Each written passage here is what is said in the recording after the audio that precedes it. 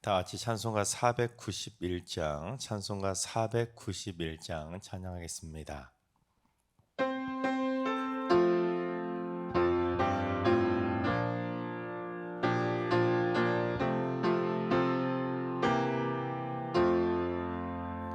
저 높은 곳을 향하여 날마다 나아갑니다. 내 뜻과 정성 모아서 날마다 기도합니다. 내 주여 내 맘 붙드사 그곳에 있게 하소서. 그곳은 빛과 사랑이 언제나 넘치옵니다. 괴로움과 죄가 있는 곳 나 비록 여기 살아도 빛나고 높은 저곳을 날마다 바라봅니다.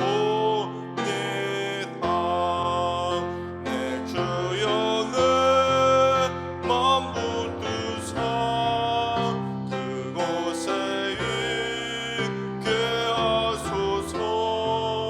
그곳은 빛과 사랑이 언제나 넘치옵니다.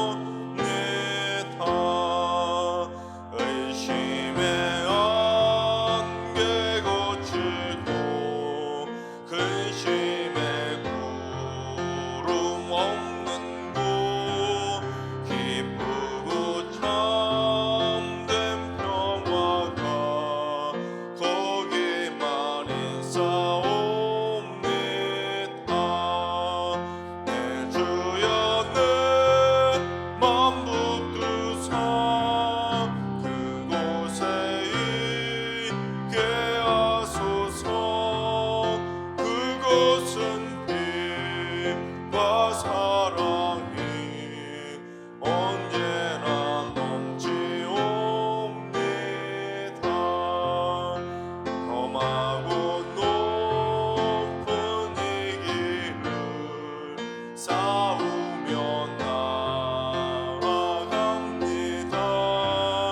다시금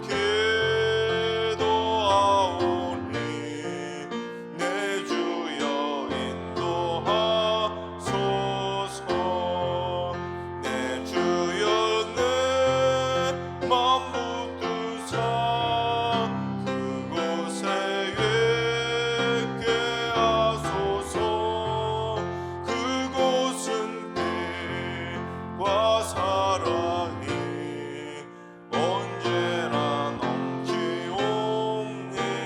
넘치옵니다. 내 주를 따라 올라가 저 높은 곳에 우뚝 서 영원한 풍랑 누리며 즐거운 노래 부르리. 내 주여 내 맘 붙드사 그곳에 있게 하소서. 그곳은 빛과 사랑이 언제나 넘치옵니다. 아멘. 이 시간 다 같이 한마음 뜻으로 하나님 앞에 기도하며 나아가겠습니다. 이 시간에는 나라와 민족으로서 먼저 기도합니다. 주님, 대한민국의 부흥과 경제 성장의 바람이 불어오게 하여 주옵소서. 이 나라와 이 민족의 정치와 경제, 사회 전반이 속히 안정되게 해주시고 선진국으로 완전하게 도약하고 발돋움할 수 있도록 수출은 증가하고 대외적인 국가 신뢰도는 높아지고 수많은 인재들이 넘쳐나는 세계를 선도하는 선진 국가가 되게 하여 주옵소서. 두 번째는 주님, 우리 승리교 안에 영적인 대각성의 열정이 불타오르게 하여 주옵소서. 잠자던 영혼들은 다 깨어나게 하시고 주일 성수가 무너진 영혼들은 다 돌아오게 해주셔서 하나님을 예배하는 믿음의 열심들이 커져가는 교회로 세워지게 하여 주옵소서. 교육자 당원이 믿음의 본을 더욱 보이게 하시고 모든 성도들이 말씀의 꼴을 먹으며 다 같이 주님과 함께 푸른 풀밭과 쉴만한 물가에서 행복을 누리는 천국의 공동체로 세워지게 하여 주옵소서. 세 번째는 주님, 물질적인 문제 때문에 주거 문제로 고통받고 있는 성도들의 주거의 안정을 위해서 기도합니다. 높아만 가는 전세금과 월세금을 감당하지 못하고 있는 여러 성도들이 있는데 주님, 삶의 물질의 복을 허락하여 주셔서 또한 물질의 파수꾼을 세워주셔서 헛돈은 나가지 않게 하시고 안전적인 보금자리를 만날 수 있도록 직장과 일터와 생업이 안정되게 하여 주시옵소서. 이 시간 기도하실 때 나라와 민족을 위해서, 우리 교회를 위해서, 그리고 주거 문제로 고통받는 연약한 성도들을 위해서 기도해 주시고 오늘 하루의 삶을 위해 다 같이 합심으로 기도하며 나아가시겠습니다. 다 같이 기도합니다.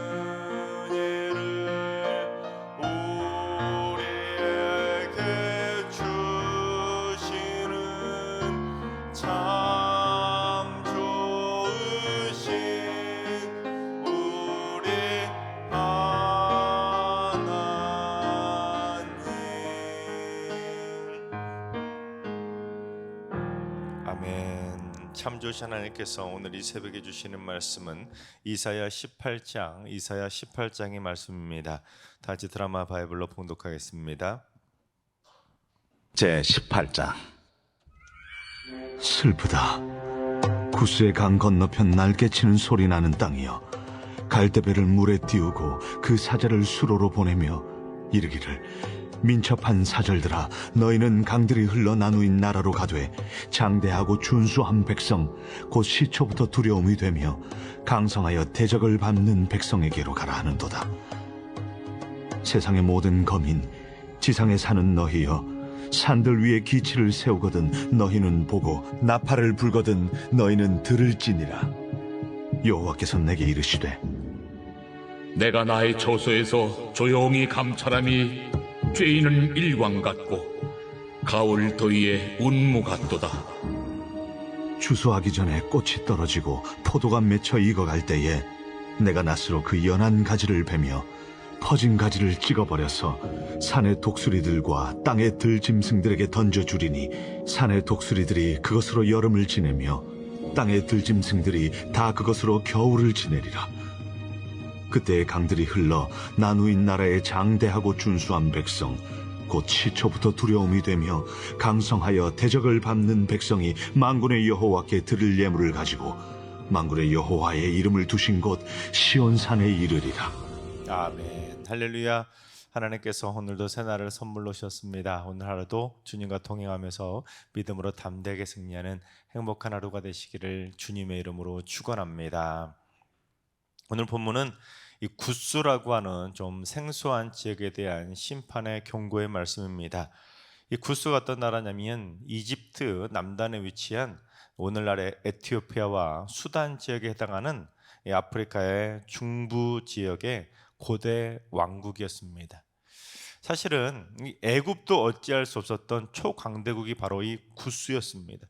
그러니까 이스라엘에서 애굽보다 한참 더 떨어져 있고 중부 아프리카의 패권을 차지하고 있었던 이 강대국이 바로 구스인데, 오늘 본문은 그런 구스에서 이스라엘에 사절단을 보내는 내용으로 시작을 하고 있습니다.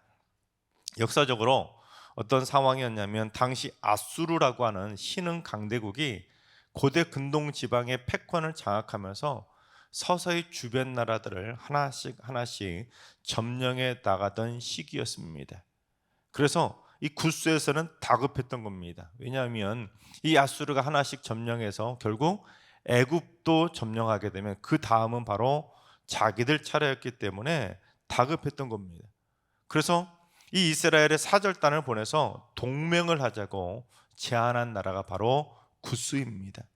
오늘 본문은 이러한 역사적 배경을 두고 기록된 내용인데, 우리가 오늘 말씀을 통해서 배워야 될 영적인 교훈은 분명합니다. 첫째, 세상 모든 민족은 하나님의 주권 아래에 있는 것입니다. 우리 1절과 2절을 봉독해 보겠습니다.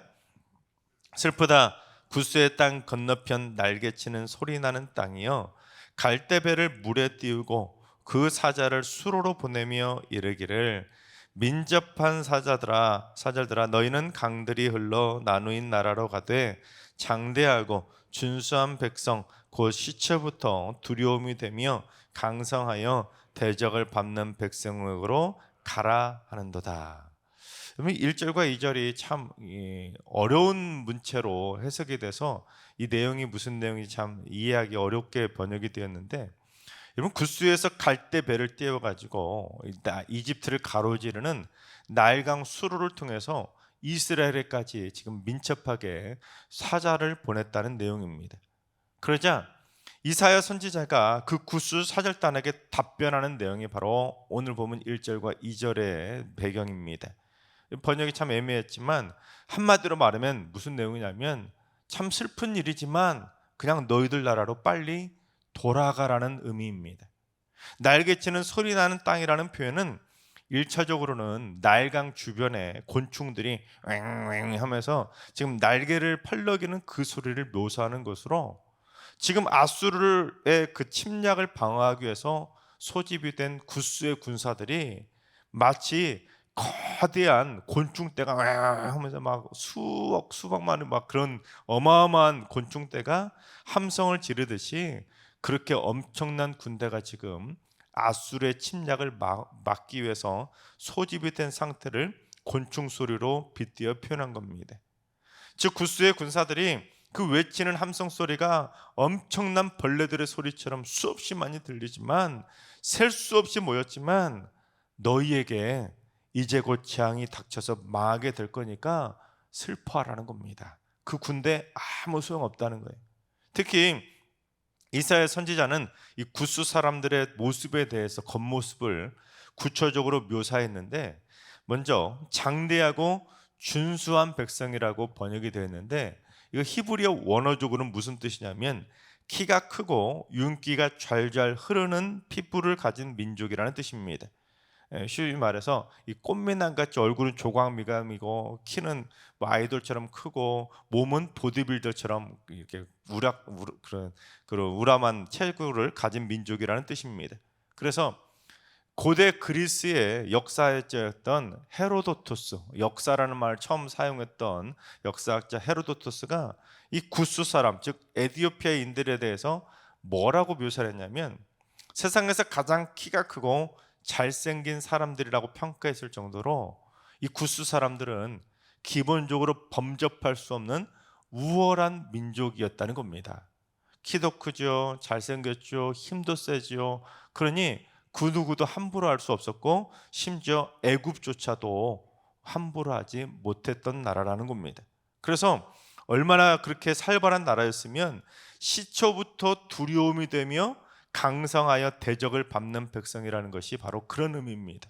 애초부터 이 구스라는 나라는 너무 우월한 민족이라 그 천하의 애굽조차도 압도당해서 애굽 사람들에게 두려움의 대상이 되었고, 고대 시초부터 너무 강성해서 아프리카의 많은 대적들을 짓밟았던 아프리카에서 가장 호전적인 민족이 바로 구스였습니다. 게다가 강들이 흘러 나누인 나라라는 것도 두 강이 흐를 정도로 지옥기 비옥한 땅까지 가진 풍요의 나라가 바로 구스, 즉 에티오피아라는 겁니다. 지금도 나일강의 그 근원지가 바로 이 에티오피아라, 에티오피아에서 거대한 댐을 만들다고 하니까 지금 그 하류에 있는 이집트에서 지금 반발할 정도로 그 엄청난 물의 수원지를 가지고 있는 나라가 바로 에티오피아다 보니까 물도 풍부하죠. 국민들의 그 피도 또 엄청난 호전적인 민족에다가 키도 크죠, 힘도 세죠. 그러니까 범접할 수 없는, 그 누구도 가히 공격할 수 없는 그런 나라라는 겁니다. 땅도 비옥하고 키도 크고 힘도 싸고 차 싸움도 잘하니 이 주변 나라들을 벌벌 떨게 만든 강대국인데, 그래서 이사야 선지자가 그들에게 반문하는 겁니다. 너희들 그렇게 강한 민족이 왜 힘들게 여기까지 와서 우리한테 동맹하자고 하냐는 겁니다. 그냥 왔던 길로 민첩하게 속히 그냥 돌아가라는 겁니다. 너희들 여기까지 와봤자 헛수고니까 그냥 돌아가라는 것이죠. 왜냐하면 하나님께서 세상 모든 민족을 다스리실 거니까 너희들 잠만 말고 빨리 꺼지라는 겁니다. 우리 3절을 봉독해 볼까요? 세상의 모든 거민 지상에 사는 너희여, 산들 위에 기치를 세우거든 너희는 보고 나팔을 불거든 너희는 들을지니라. 이 3절은 구스의 사절단을 돌려보낸 이유를 언급하고 있는데, 그들뿐만 아니라 지상에 사는 모든 세상의 거민들에게 선포한 겁니다. 세상 사람들 똑똑히 알라는 거예요.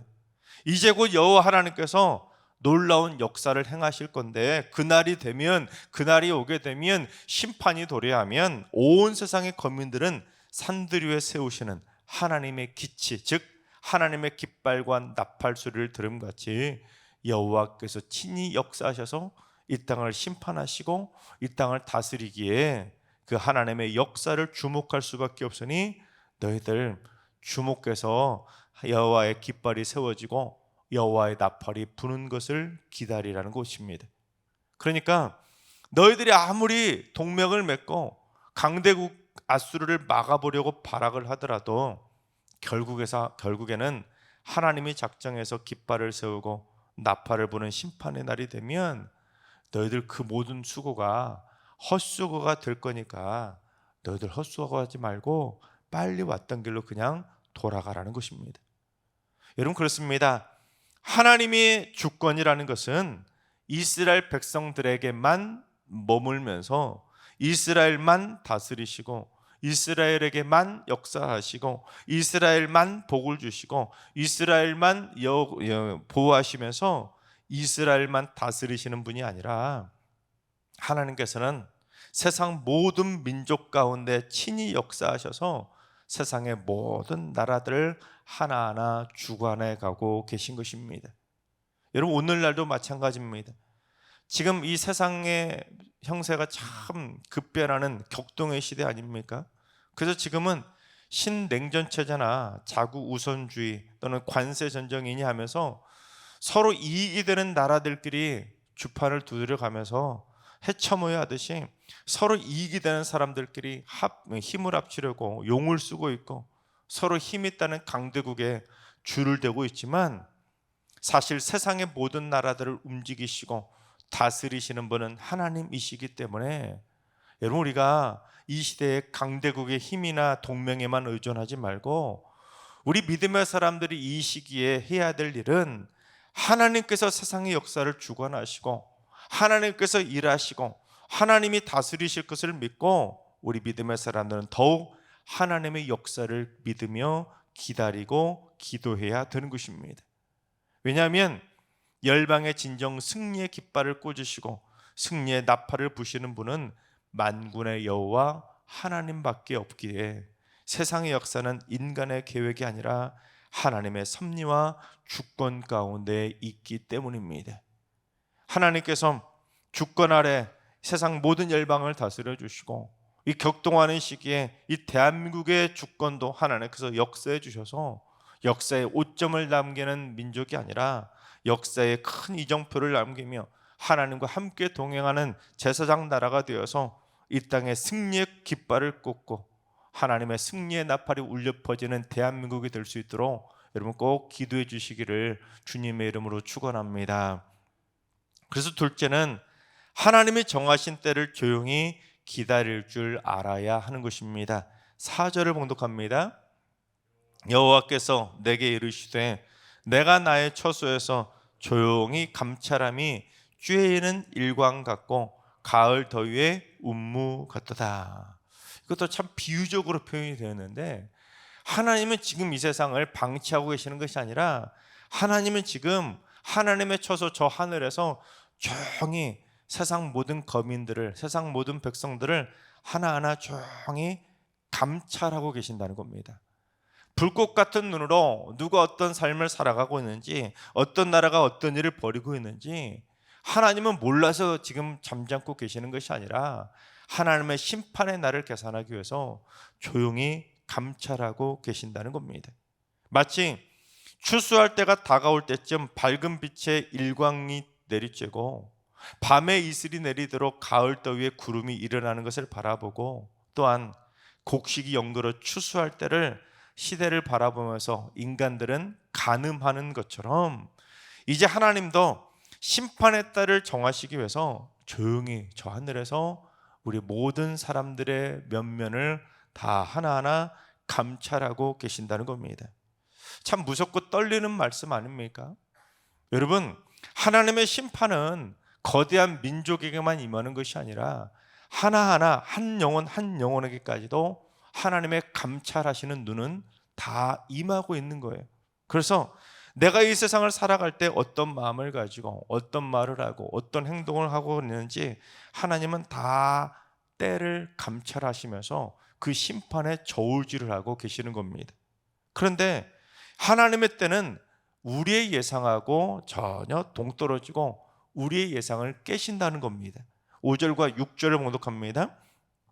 추수하기 전에 꽃이 떨어지고 포도가 맺혀 익어갈 때에 내가 낫으로 그 연한 가지를 베며 퍼진 가지를 찍어버려서 산의 독수리들과 땅의 들짐승들에게 던져주리니 산의 독수리들이 그것으로 여름을 지내며 땅의 들짐승들이 다 그것으로 겨울을 지내리라 하셨습니다.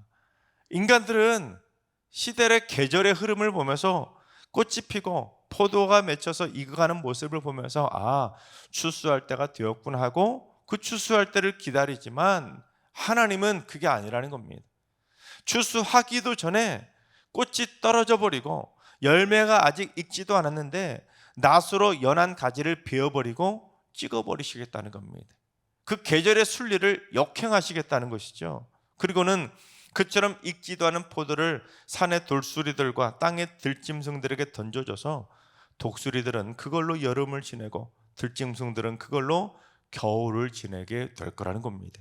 그러니까 하나님은 우리의 예상대로 내가 이런 큰 죄를 지었으니까 하나님의 심판하시겠지 깨닫기도 전에 우리의 생각을 뛰어넘고 하나님의 그 감찰하시는 때에 따라서 하나님은 우리의 생각을 초월해서 이 땅 가운데 역사하신다는 겁니다. 특히 오늘 본문은 이제 앗수르를 빗대어서 말씀하고 있는데, 이 구절은 지금 하나님께서 앗수르를 심판하실 것을 예견하는데, 세상 사람들의 눈으로 볼 때는 앗수르가 너무너무 강대하니까 풍성한 열매를 맺으면서 수많은 나라를 점령해서 결국 온 세상을 다 차지할 것처럼 보이지만, 그래서 저 멀리 사는 구스에서까지도 사절단을 보낼 정도로 그 정도 다락한 상황처럼 보여지지만, 사실은 조용히 세상을 감찰하고 계시는 하나님은 앗수르가 그처럼 풍성하게 열매 맺기도 전에 찍어버리시겠다는 겁니다. 즉 앗수르가 그렇게 너무너무 강해가지고 주변 나라들이 다 두려움에 떨면서 사절단을 급하게 보내야 했을 정도로 두려움에 존재했지만, 하나님이 더 두려운 존재라는 것을 잊지 말라는 겁니다. 두려우신 하나님이 정하신 때가 되면 천하의 앗수르도 느닷없이 멸망해서 역사 속으로 사라지게 될 거니까 너희들 정신 똑바로 차리고 살라는 메시지가 바로 오늘 본문 18장의 메시지입니다. 마찬가지입니다. 우리 인생에도 커다란 문제들과 장애물들 그리고 고난과 역경이 우리를 완전히 집어삼킬 것처럼 공격하고 있습니다. 너무 크고 강력해서 두려움의 대상이 되는 거죠. 암과 같은 질병의 공격을 받기도 하고, 관계적인 어려움으로 공격을 받기도 하고, 재정적인 위기와 파산으로 위기를 얻게 되고, 또는 사회적으로 고립이 되는 등 우리를 압도하는 수많은 것들이 우리를 두려움에 떨게 만들고 우리를 공격해 오고 있습니다. 그러나 하나님의 계획은 인간의 계획보다 더욱더 크시고, 하나님은 우리를 방치하시는 것이 아니라 우리의 삶을 조용히 감찰하시다가 결정적인 순간에 우리를 돕기 위해 역사해 주시는 것입니다. 따라서 우리는 세상에 아무리 크고 두려운 일들이 우리를 공격하며 엄습하고 있더라도 잠잠히 하나님이 정하신 때를 기다리면서 하나님을 더욱더 신뢰해야 하는 것입니다. 그게 바로 세상을 감찰하시는 하나님이 기뻐하시는 참 믿음인 것입니다. 여러분, 감찰하시는 하나님이라는 것은 꼭 심판을 위해서만 감찰하시고 불꽃 같은 눈으로 바라보신다는 것이 아닙니다. 우리가 죄를 지었을 때는 분명히 그 감찰하시는 하나님께서 우리를 즉시 심판하시지만, 우리가 힘들 때도, 우리가 연약할 때도, 우리가 고통 가운데 신음하고 있을 때도 하나님은 감찰하고 계시기에 우리가 연약할 때 큰 도움의 손길을 내밀어 주셔서 우리 삶 가운데 친히 역사해 주시는 것입니다. 그래서 우리 모두 다 그 감찰하신 하나님을 따뜻하게 만나기를 소망하면서 하나님이 나에게 역사해 주시기를 잠잠히 기다려야 되는 것입니다. 셋째, 결국 세상 모든 민족이 하나님께 돌아오게 되는 것입니다. 우리 7절을 봉독합니다. 그때 강들이 흘러 나누인 나라에 장대하고 준수한 백성 곧 시초부터 두려움이 되며 강성하여 대적을 밟는 백성이 만군의 여호와께 드릴 예물을 가지고 만군의 여호와의 이름을 두신 곳 시온산에 이르리라. 2절에서 언급했던 그 무시무시한 아프리카 강대국 구스조차도 이번처럼 동맹을 맺자고 찾아오는 것이 아니라 결국 하나님께 드릴 예물을 가지고 만군의 여호와의 이름이 두신 곳 그 시온산의 예배 초소로 다 모여들게 된다는 겁니다. 즉 하나님을 믿지 않던 세상의 수많은 나라 백성들도 결국 하나님의 때가 되면 하나님을 예배하기 위해 하나님 앞에 무릎을 꿇게 된다는 겁니다. 즉 강대국에게 빌붙이기 위해서 강대국에게 비굴하게 무릎 꿇는 나라들도, 또한 수많은 사람들을 무릎 꿇리던 강대국들조차도 이 세상 모든 사람들이 결국에는 부질없는 무릎 꿇음이 아니라 하나님을 경배하기 위해 하나님의 처소에 모여서 하나님 앞에 무릎 꿇고 경배하게 된다는 것이죠. 이는 이 복음의 핵심이기도 한데 마태복음 24장 14절을 봉독해 보겠습니다. 이 천국 복음이 모든 민족에게 증언되기 위하여 온 세상에 전파되리니 그제야 끝이 오리라. 천국 복음이 모든 세상 민족에게 증언이 돼서 온 세상 모든 나라 백성들이 함께 모여서 만군의 여호와의 이름 앞에 나와 경배하고 무릎 꿇는 날, 그날이 바로 세상의 끝이라는 것입니다. 하나님께서 사랑하신 여러분, 하나님께서 세상 모든 나라와 민족과 열방을 모든 사람들을 감찰하시며 다스리고 계시고 조용히 감찰하시며 그 마지막 날의 때를 기다리고 계심을 믿으시기 바랍니다. 그리고 여호와께서 깃발을 세우시고 나팔을 불며 강림하실 때가 다가오고 있음을 믿고 조용히 잠잠히 하나님의 때를 기다리는 믿음의 백성들 되시기 바랍니다. 그래서 세상의 부와 권력을 의존하고 세상의 부와 권력에 무릎 꿇는 비굴한 삶이 아니라 하나님의 섭리를 신뢰하고 하나님의 크신 계획을 바라볼 줄 알아서 우리 모두 하나님 앞에 무릎 꿇고 하나님을 경배하며 예비하는, 그래서 하나님께 크게 쓰임받는 축복의 인생들이 다 되시기를 주님의 이름으로 축원합니다. 기도하겠습니다. 세상 역사를 주관하시는 하나님, 때로는 앞이 보이지 않는 듯 답답할 때에도 하나님의 주권적인 역사하심을 믿고 인내하면서 잠잠히 기다리며 기도하는 마음 허락하여 주옵소서. 저 멀리 구원의 깃발을 영적으로 바라보며 소망을 잃지 않게 하시고 저 하늘에 울려 퍼질 구원의 나팔 소리를 기대하면서 저 하늘에 울려 퍼질 내 이름이 불려질 때를 기다리며 하나님이 정하신 구원의 때를 잠잠히 소망하며 살게 하여 주옵소서. 매일매일 힘들고 어려운 고난의 가시밭길과 같은 어려움의 삶에 있을 때도 낙심하거나 절망하지 않게 하시고 매서운 광야길을 걸어가더라도 조용히 내 인생을 감찰하고 계시는 하나님을 의지하게 하시고 질병의 고통 가운데 낙심하고 절망하지 않게 하시고 하나님께서 나를 살려주실 걸 믿고 마침내 이루어질 하나님의 놀라운 구원의 역사를 꿈꾸며 기대하고 소망하고 이루며 살아가게 하여 주시옵소서. 이제는 우리 예수 그리스도의 은혜와 하나님 아버지의 만극하신 사랑하심과 성령님의 충만하신 역사하심과 교통하심이 잠잠히 하나님의 구원의 때를 기다리며 나팔소리와 함께 임해 주실 주님의 영광을 바라보며 기다리기로 다짐하는 머릿속의 모든 성도들과 가정과 일터와 숙류교와 이 나라와 이 민족 위에 이제로부터 영원까지 항상 함께 하시기를 간절히 축원하옵나이다. 아멘.